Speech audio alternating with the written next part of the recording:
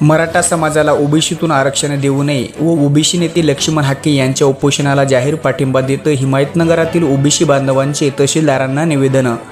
अंबड तालुक्यातील वडीगोद्री येथे ओबीसी बचाव आरक्षणासाठी लक्ष्मण हाके व नवनाथ वाघमारे यांनी 7 दिवसापासून आमरण उपोषण सुरू केले आहे।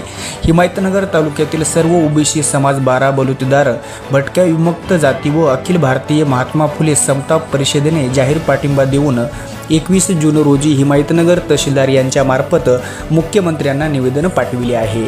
निवेदनाची दखल न घेतल्यास 26 जून रोजी हिमायतनगर बंद ठेवू असे आवाहन निवेदनकर्ते यांनी यावेळी केले आहे। एबीएस न्यूजसाठी राजू गायकवाड, नांदेड। ओबीसी संघटना तालुका अध्यक्ष बाबाराव दरेगाव।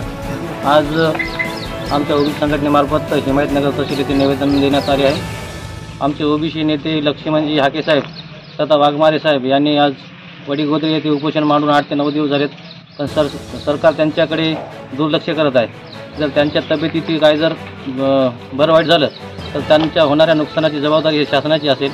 आणि मी शासनाला आमच्यामार्फत सांगू इच्छितो की जर आमच्या नेत्याच्या मागण्या जर शासनाने मान्य नाही केल्या तर आम्ही बुधवारपर्यंत वाट बघू। बुधवारपर्यंत आम्ही निवेदनामार्फत शासनाला कळवलं। तर बुधवारपर्यंत जर आमचं उपोषण उठवलं नाही तर बुधवारची बाजारपेठ हे पूर्णपणे बंद ठेवण्याचा इशारा आम्ही शासनाला देत आहोत।